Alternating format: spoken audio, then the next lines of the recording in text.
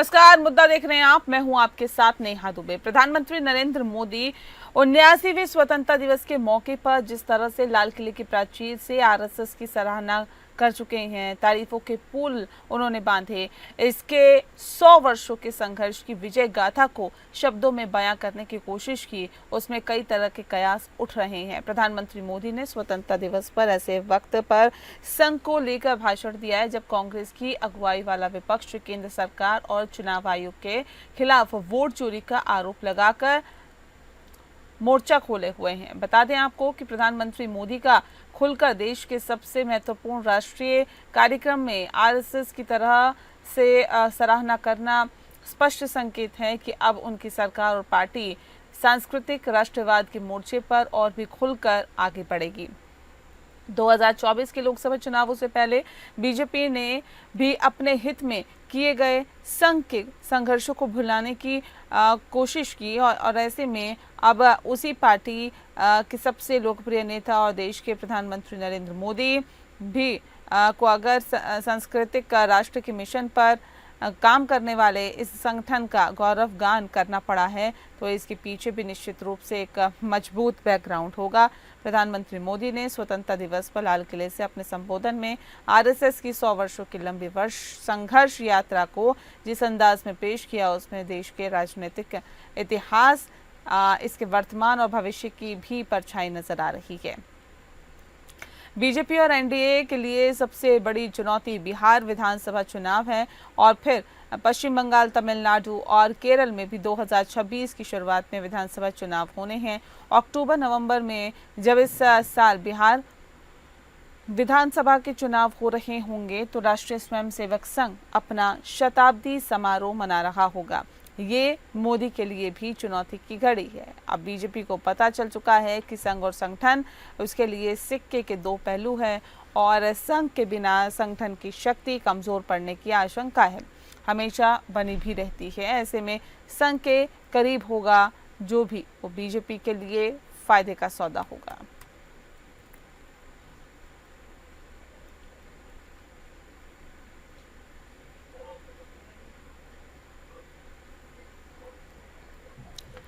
प्रधानमंत्री नरेंद्र मोदी ने 79वें स्वतंत्रता दिवस के मौके पर जिस तरीके से लाल किले की प्राचीर से आरएसएस की सराहना की है और लाल किले की प्राचीर से उन्होंने 100 वर्षों के संघर्ष की विजय गाथा को बयां किया है, उसके साथ ही आपको बता दें कि कई तरह के कयास उठने लगे हैं। प्रधानमंत्री मोदी ने स्वतंत्रता दिवस पर ऐसे वक्त पर संघ को लेकर भाषण दिया है जब कांग्रेस की अगुवाई वाला विपक्ष केंद्र सरकार और चुनाव आयोग के खिलाफ वोट चोरी का आरोप लगाकर मोर्चा खोले हुए हैं।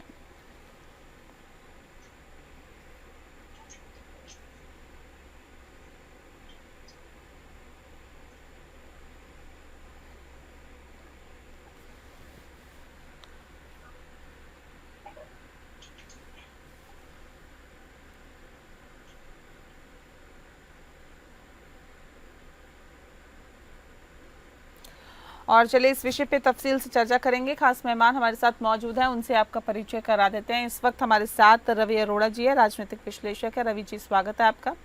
हमारे साथ रतन तिवारी जी जुड़ गए हैं जो कि नेता हैं कांग्रेस पार्टी के। रतन जी, आपका बहुत स्वागत है। और साथ ही साथ कैप्टन आई सिंह जी जुड़ गए हैं, नेता हैं भारतीय जनता पार्टी के। कैप्टन आई सिंह जी, आपका स्वागत है। इस खास कार्यक्रम की शुरुआत रवि अरोड़ा जी आपके साथ ही करते हैं। सर, किस तरह से इस पूरे मसले को देखते हैं? प्रधानमंत्री ने लाल किले की प्राचीर से अपने भाषण में आरएसएस के 100 वर्षों के इतिहास को गौरव गाथा में बयां किया, और कैसे इसे देखते हैं? आखिर क्या वजह आन पड़ी, किस वजह से, और इसके क्या संदेश है, क्या संकेत जा रहे हैं? जी नेहा जी, मुझे लगता है जिस प्रकार से भारत के प्रधानमंत्री मोदी जी ने स्वतंत्रता दिवस के मौके पर जिस प्रकार से लाल किले की प्राचीर से आरएसएस का सिर्फ नाम ही नहीं लिया बल्कि उनकी 100 वर्ष की गाथा का जो गुणगान किया और खासकर एक मैसेज दे दिया है देश के अंदर कि जिस प्रकार से विपक्षी पार्टियां लोकसभा चुनावों से पहले, आपने देखा जेपी नड्डा जिन्होंने जो शब्द कहे थे, मुझे लगता है अब वो पूरी तरह से मोदी जी के भाषण से ये साफ हो चुका है कि जो मोदी सरकार पूरी तरह से आरएसएस के को लेकर चल रही है आगे, और खासकर राष्ट्रवाद के मुद्दे पर अब सरकार किसी भी प्रकार का कॉम्प्रोमाइज करने के मूड में नहीं दिख रही है। क्योंकि वोट चोरी का आरोप जिस प्रकार से कांग्रेस और आरजेडी जिस प्रकार से बिहार और दिल्ली में मोर्चा खोल चुकी है, और खासकर बिहार में चुनाव है, आगे फिर 2026 में जो है पश्चिम बंगाल में भी चुनाव है, फिर केरल में भी चुनाव है, तमिलनाडु में भी चुनाव। तो ऐसे में कहीं ना कहीं सरकार को पता है कि बिना आरएसएस के, क्योंकि साउथ इंडिया के अंदर भी आपको बता दूं मैं कि आरएसएस का एक बड़ा रोल इस बार देखने को मिल सकता है, और खासकर मैं समझता हूँ पश्चिम बंगाल में भी आरएसएस बड़ी भूमिका निभा सकती है, और खासकर बिहार के अंदर तो यह तय है। ऐसे में कहीं ना कहीं मोदी जी का एक मैसेज है कि पूरी तरह से बिना आरएसएस के हम फाइट नहीं कर रहे हैं, और यह बहुत बड़ा एक मैं समझता हूँ विपक्ष के सामने एक बहुत बड़ा चैलेंज हो गया है। क्योंकि जिस प्रकार का फायदा लोकसभा चुनावों में, चाहे हम कांग्रेस की बात करें चाहे हम सपा की बात करें, जो चुनावी फायदा मिला था वो कहीं ना कहीं उसका कारण भी आरएसएस ही थी। और खासकर जब उसके बाद जब बीजेपी को लगा कि नहीं, बिना आरएसएस के आगे चलना ठीक नहीं है, सिर्फ मोदी जी के नाम पर हम आगे बढ़ना ठीक नहीं होगा क्योंकि सीटें कम हो रही हैं, तो महाराष्ट्र में उसका फायदा देखने को मिला, हरियाणा में उसका फायदा देखने को मिला। मुझे लगता है कि काफी जगह जो है इसका फायदा मिला, दिल्ली में भी इसका फायदा मिला। तो ऐसे में एक बात स्पष्ट है कि बिना आरएसएस के बीजेपी की जो परिकल्पना भी नहीं की जा सकती, ये सच है। और बेशक जेपी नड्डा जी को उस समय पे लगा होगा कि अब मोदी जी के नाम पर हम लड़ रहे हैं, क्योंकि बीजेपी को अगर हम एक साइड कर दें तो भी मोदी जी तो जो है ना, मैं समझता हूँ अंतर्राष्ट्रीय नेता के रूप में उभरे, और ऐसे में कहीं ना कहीं उनकी छवि जो थी तो उसको लेकर एक राष्ट्रवाद की बात तो करती थी बीजेपी, लेकिन आरएसएस से अलग होकर उसका नुकसान भी बीजेपी को देखने को मिला। तो अब जो राष्ट्रवाद के मुद्दे पर, क्योंकि जो वोट चोरी का आरोप लगाया जा रहा है, तो मुझे लगता है अगर उससे पार पाना है, अगर बिहार के अंदर जंग लड़नी है, तो आरएसएस का सहारा चाहिए। और खासकर लाल किले की प्राचीर से मैं समझता हूँ जो है स्वाधीनता दिवस के मौके पर मोदी जी के भाषण में इस पूरे वाक्य का मतलब उनके पूरे 100 साल की गाथा का गुणगान करना, मैं समझता हूँ सीधा मैसेज विपक्ष के लिए है कि आरएसएस के साथ ही ये आगे बढ़ रहे हैं। और बिहार के चुनावों की बात करें, बिहार के चुनाव की बात करें, बंगाल के चुनाव की बात करें, तमिलनाडु केरल की बात करें, चाहे 2027 का उत्तर प्रदेश चुनाव की बात करें, मतलब साफ है कि अब बीजेपी आरएसएस के साथ खड़ी है और आरएसएस के बिना आगे नहीं बढ़ेगी। मतलब ठीक है, मैं कैप्टन आई सिंह जी का रुख कर रही हूँ। संकेत क्या जा रहे हैं ये तो रवि जी ने खास तौर पे बता दिया, लेकिन एक संकेत ये भी जा रहा है कि उन्होंने कहा कि मैं ये करूंगा, मैं वो करूंगा, और आरएसएस की तारीफ करना साफ तौर पे ये भी एक संकेत दे रहा है कि प्रधानमंत्री नरेंद्र मोदी भले ही 75 वर्ष के होने वाले हो, लेकिन उसके बाद अब वो हटेंगे नहीं उस पद से, मतलब पद पे बने रहेंगे। ये भी एक संकेत यहाँ पर प्रधानमंत्री ने लाल किले की प्राचीर से दे दिया है, आरएसएस की तारीफ करना। और क्या बताता है कैप्टन आई सिंह जी? नेहा जी, सब प्रथम आज जन्माष्टमी है, तो मैं पूरे देशवासियों को, आपके चैनल के दर्शकों को जन्माष्टमी की बहुत बहुत, आपको भी जन्माष्टमी की बहुत बहुत बधाई जी और हार्दिक शुभकामना देना चाहूंगा। अब आपने जो कहा है कि आरएसएस, तो मोदी जी खुद एक आरएसएस ही रहे हैं, उनकी राजनीति, उनकी शुरुआत ही आरएसएस से हुई है। ये नहीं है कि वो डायरेक्ट बीजेपी के नेता रहे हो, वो एक बहुत बड़े आरएसएस के प्रचारक रहे, उसके बाद वो बीजेपी में आए हैं। उन्हें जब पहली बार गुजरात का सीएम बनाया गया था, तब वो आरएसएस के प्रचारक थे, वो एक संगठन में काम करने वाले थे। तो ऐसा अगर व्यक्ति को प्रधानमंत्री बन जाए, कहीं भी बन जाए, और उसकी जो अगर उसके विषय में कुछ कहता है तो कोई बुरी बात नहीं है, जिस घर से वो आया हुआ है। और सबसे बड़ी बात है नेहा जी कि हिंदुस्तान का आरएसएस एकमात्र ऐसा संगठन है जिसने देश के हर क्षेत्र में, हर मौके पे वो करके दिखाया है जो आज तक बड़ी बड़ी पार्टियां और सरकारें नहीं कर पाई। तो ये योगदान आरएसएस का शुरू से रहा है, उसको कतई ही नहीं भुलाया जा सकता है। उसके ऊपर अगर कोई किसी तरह की बातें और चर्चा करता है तो मैं ये उसके ऊपर यही कहूंगा कि ये बहुत बड़ी बेईमानी होगी। इतने बड़े इस तरह का संगठन जिसने सिर्फ देश के लिए, जनता के लिए, राष्ट्र के लिए कार्य किया है जी। और उसके लिए अगर दो शब्द अगर प्रधानमंत्री कह देते हैं तो ये बिल्कुल मैं कहूंगा इसके ऊपर बेईमानी होगी, इस तरह की बात करना।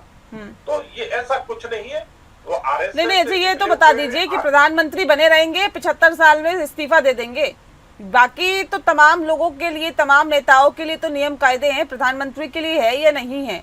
क्योंकि संकेत और जो संदेश दिया लाल किले की प्राचीर से, वो शायद मुझे लगता है देश की जनता भी समझ रही होगी, आप लोग भी समझ रहे होंगे। देखो नेहा, भारतीय पार्टी के संविधान में ऐसा कुछ नहीं है कि 75 साल होने के बाद आप जो है ना पार्टी छोड़ देंगे या राजनीति छोड़ देंगे। भारतीय जनता पार्टी के संविधान में तो ऐसा कहीं नहीं लिखा है।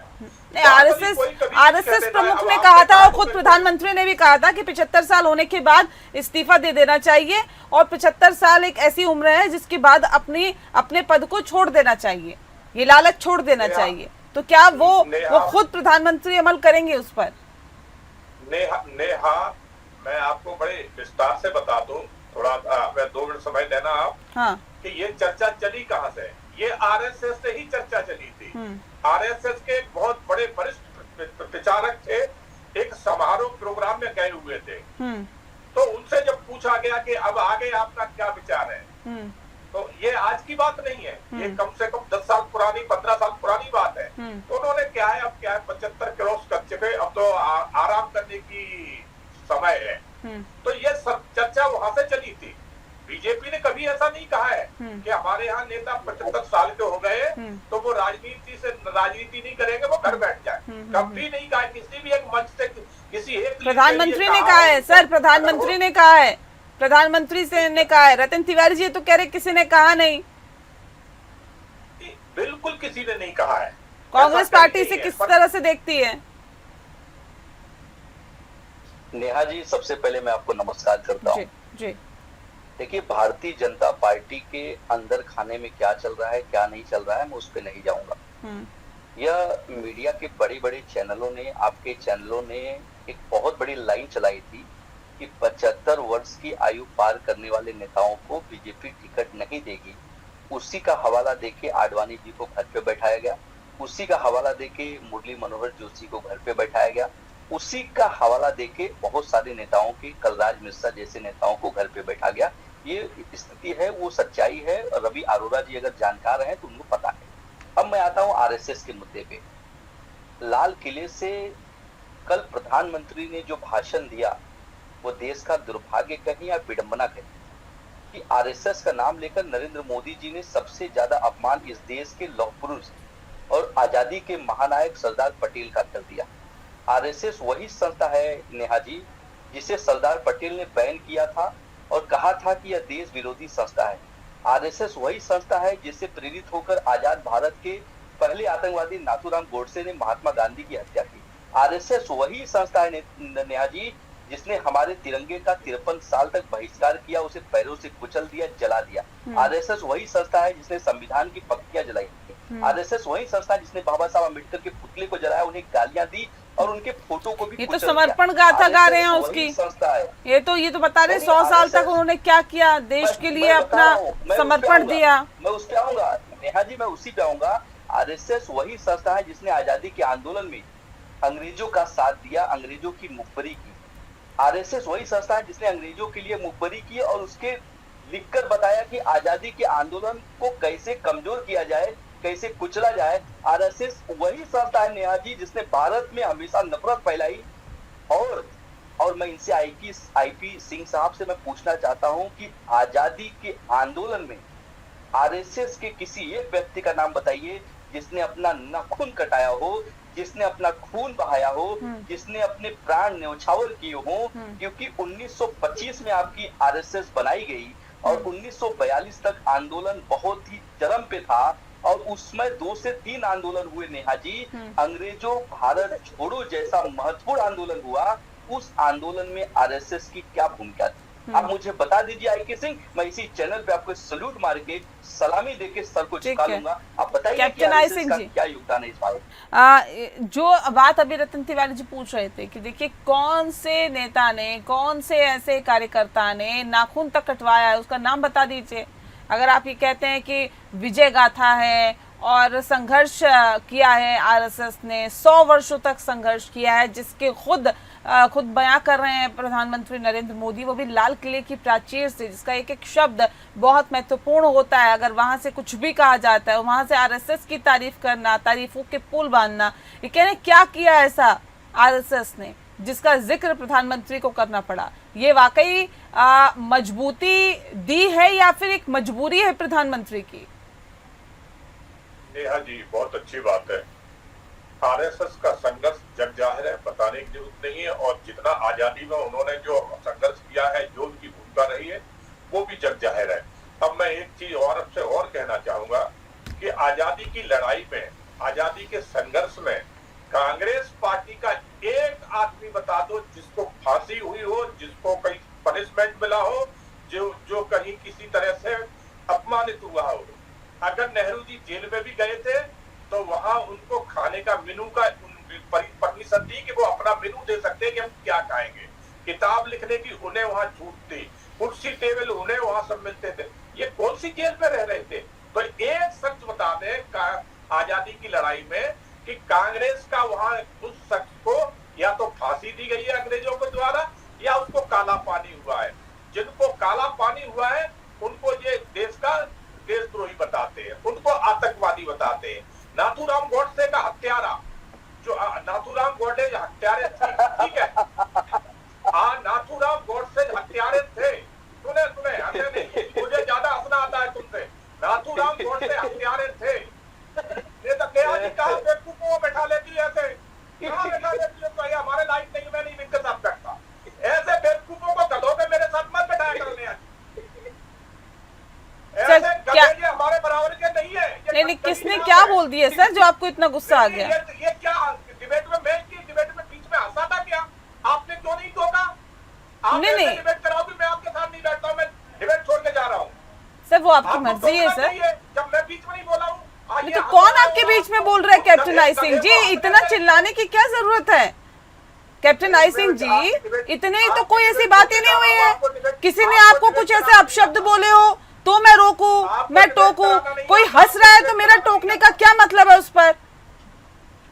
उन्होंने कैसे शब्दों का इस्तेमाल किया, क्या बोल दिया ऐसा आपको जो आपको इतना गुस्सा आ गया? कोई गधे की तरह हंसेगा तो आप टोकोगे नहीं उसे, ऐसे ही डिबेट कराओगे क्या? सर आप बताएंगे कि मुझे कब रोकना है, कब टोकना है? आई सिंह जी आप नहीं बताएंगे, रवि जी आप नहीं बताएंगे। सर आप भारतीय जनता पार्टी को डिफेंड करिए, भारतीय जनता पार्टी के नेता हैं आप। भारतीय जनता पार्टी के नेता अगर अपनी पार्टी को रिप्रेजेंट नहीं कर पा रहे तो उसकी जिम्मेदारी हमारी नहीं है।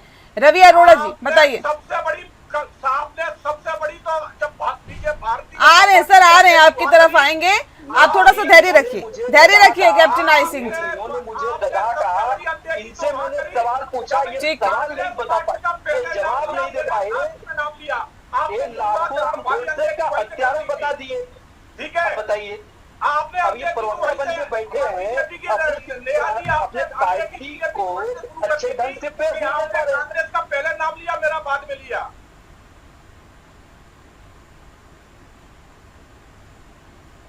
ठीक है, रवि अरोड़ा जी बताइए। जी नेहा जी, मुझे लगता है, देखिए सबसे बड़ी बात तो ये कि मैं समझता हूँ भारत के प्रधानमंत्री नरेंद्र मोदी इस समय देश के वन मैन आर्मी है। मतलब जितनी भी हम बीजेपी की बात करें, जितना भी उनका वोट मिला, मतलब लोकसभा चुनावों में जितना भी वोट मिला, जितनी भी सीटें उन्होंने हासिल की, वो सिर्फ और सिर्फ नरेंद्र मोदी जी के नाम पे मिली। मतलब साफ था कि आरएसएस की भूमिका वहां नकारात्मक रही, पूरी तरह से जीरो रही। ऐसे में अगर इतनी सीटें लेकर अगर वो प्रधानमंत्री बनते हैं और देश की सबसे बड़ी पुरानी पार्टी जिसने कई दशकों तक देश पर राज किया, वो कई मात्र 3 राज्यों में सिमट गई। तो ऐसे में एक बड़ा सवाल ये खड़ा होता है कि अगर आज वो आरएसएस की तारीफ करें, ठीक है, मोदी जी को लगता है कि बिना आरएसएस के, बिना राष्ट्रवाद के आगे नहीं बढ़ा जा सकता, क्योंकि उनकी पार्टी के एक बड़े नेता ने, जिस प्रकार जेपी नड्डा की बात कर रहा हूँ, जिस प्रकार का बयान दिया, और आने वाले टाइम में, क्योंकि लोकसभा में और राज्यसभा में बिना बहुमत के कोई भी बिल पास नहीं करना संभव नहीं होता, तो ऐसे में सभी उन राज्यों में उनकी नैतिक जिम्मेदारी बनती है कि किसी भी प्रकार से इस पूरे मामले को जो है सुलझाया जाए। जो विपक्ष है और जिस प्रकार से विपक्ष वोट चोरी का आरोप लगाए, तो ऐसे में कहीं ना कहीं राष्ट्रवाद के मुद्दे पर देश को एकजुट किया जाए, और ऐसे में वो शायद कामयाब होते दिख रहे हैं। तो ऐसे में मैं एक बात समझता हूँ कि क्या काम किया आरएसएस ने, ये मायने नहीं रखता है कि मोदी जी जितनी सीटें लेकर आए वो अपने दम पर आए, उन्होंने क्योंकि कांग्रेस ने पिछले 3 बार का हम रिकॉर्ड देखे तो भी लोकसभा में इतनी सीटें नहीं दे पाई जितनी इस बार अकेले मोदी जी ने अपने दम पे करी है। तो ये अपने बहुत बड़ी बात है। मुझे लगता है देश की आवाम अगर उन्हें पसंद कर रही है, देखिए मैं बिल्कुल निष्पक्ष बात कर रहा हूँ, हो सकता है कांग्रेस प्रवक्ता को मेरी बात बुरी लगे, लेकिन सच्चाई जो है तो वो सिर्फ यही है कि हम जब बात करते हैं कि आरएसएस ने 100 सालों में क्या किया या क्या नहीं किया, लेकिन भारत के प्रधानमंत्री मोदी जी जब लाल किले की प्राचीर से ये सब बता रहे हैं देश की जनता को, तो कहीं ना कहीं एक मैसेज है कि अब राष्ट्रवाद के मुद्दे पर मतलब मोदी सरकार पूरी तरह से एकजुट है। और इस मामले को जिस प्रकार से आपने देखा देश भर के कई जो है साधु संत निकल चुके हैं कि हिंदुस्तान को जो है मतलब हिंदू राष्ट्र बनाया जाए, इस प्रकार की बातें भी सामने आ रही है। तो कहीं ना कहीं एक मैसेज देने की जरूर कोशिश है बीजेपी के द्वारा कि हम मिलकर एकजुट हैं। ऐसे में विपक्ष के सामने एक बड़ा चैलेंज भी है। मुझे ये लगता है कि हम कमियों को निकालने के बजाय या पीछे क्या हो उसके बजाय आने वाले टाइम में अभी विपक्ष को बहुत तैयारी करनी होगी, क्योंकि जिस प्रकार का मुद्दा उन्होंने ले रखा है फिलहाल वोट चोरी का, वो एक बड़ा मुद्दा है। मैं समझता हूँ उसको फायदा मिल सकता है, लेकिन ये सब जो कल बयान दिए मोदी जी ने उसके बाद ये मुद्दा जो आरएसएस की भूमिका जैसे खासकर मैं समझता हूँ बिहार बंगाल के अलावा साउथ इंडिया की मैं बार बार इशारा कर रहा हूँ, वहां पर जिस प्रकार से अपने पैर पसार रही है, तो ऐसे ही बीजेपी का मैं समझता हूँ वहाँ पे एक अच्छा बेनिफिट आने वाले विधानसभा चुनाव में मिल सकता है। ठीक है, देखिए राष्ट्रवाद के मुद्दे पर अब फ्रंट फुट पर ज्यादा अच्छे से खेलेगी भारतीय जनता पार्टी। रतन तिवारी जी, भले ये भी एक संकेत मिले हों और एक संदेश भी मिला हो कि अभी प्रधानमंत्री बने रहेंगे, लेकिन खेलेंगे अब फ्रंट फुट पर, वो भी राष्ट्रवाद के मुद्दे पर। ये भी एक वजह है कि आरएसएस की सराहना की है, उन 100 वर्षों की गाथा को बहुत ही बेहतर तरीके से उन्होंने यहाँ पर प्रेजेंट करने की कोशिश की है। क्या वाकई जिस बात का जिक्र अभी रवि अरोड़ा जी कर रहे हैं, चुनौतियां बढ़ गई है, चैलेंजेस हैं विपक्षी पार्टी के लिए, खास तौर पर कांग्रेस के लिए, क्योंकि कई राज्यों में विधानसभा चुनाव है, फिर लोकसभा चुनाव भी होंगे? देखिए नेहा जी, आरएसएस के मुखपत्र ने कुछ महीने पहले लोकसभा चुनाव के पहले उन्होंने अपने मुखपत्र पे लिख के दिया था कि हिंदुत्व के नाम पे और हिंदू मुस्लिम करके प्रधानमंत्री और भारतीय जनता पार्टी इस तरीके से चुनाव नहीं जीत सकती। उन्हें चुनाव अगर जीतना है धरातल पे काम करना होगा। उसके बाद कई बार आरएसएस के अंदर खानों से प्रधानमंत्री मोदी को चिताया गया। उत्तर प्रदेश का जब रिजल्ट सामने आया, महाराष्ट्र का लोकसभा का रिजल्ट सामने आया, तो आरएसएस के अंदर खाने से इन्हें चिताया गया कि अभी भी वक्त है, सुधर जाइए, और अगर आप नहीं सुधरेंगे तो आपकी पार्टी का हश्र बहुत बुरा होगा। उसके बाद प्रधानमंत्री की यूं कहें मजबूरी थी कि आरएसएस का नाम लेना, क्योंकि इतिहास में पहली बार आजादी के बाद कोई प्रधानमंत्री लाल किले से अगर आरएसएस एक संस्था का नाम लेता है जो किसी एक जाति के लिए काम करती है, तो ये दुर्भाग्य है।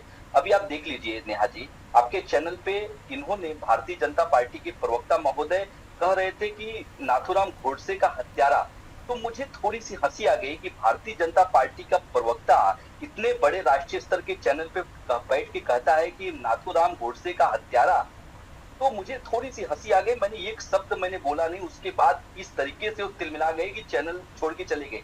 क्यों चले गए? क्योंकि उनके पास कोई जवाब नहीं था। मैंने उनसे सवाल पूछा था कि आरएसएस का कोई एक व्यक्ति का नाम बता दीजिए जिसने अपने नाखून कटवाए हो, जिसने अपना खून बहाया हो। सब जानती है देश की जनता सर, सब जानती है, लेकिन 2014 में मौका मिला, 2019 में मौका मिला, फिर 2024 में भी मौका दे दिया ना प्रधानमंत्री को और भारतीय जनता पार्टी को दिया है मौका।